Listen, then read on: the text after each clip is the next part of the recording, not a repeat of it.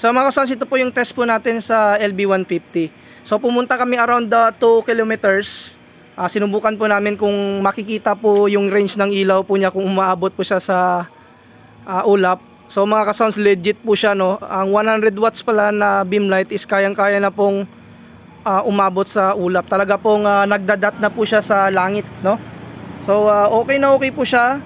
Napakaganda po ng performance po niya. Ito po solid white light po yung ginamit ko muna dito, at saka nakakuan po tayo sa DMX. Saka naka-program po yan yung beam light na ito. Ayan, no. Mula dito sa barangay po namin, pumunta kami doon sa malapit doon sa Inabasan. Talaga po yung ilaw po niya kitang-kita. Nagdadat po siya sa mga ulap na tatamaan ng kanyang range. So sulit po siya. Makin po niyo sa murang halaga po niya ay meron na kayong ganitong klaseng beam light na umabot mismo sa ulap. So hanggang dito lang muna yung video natin. Peace out.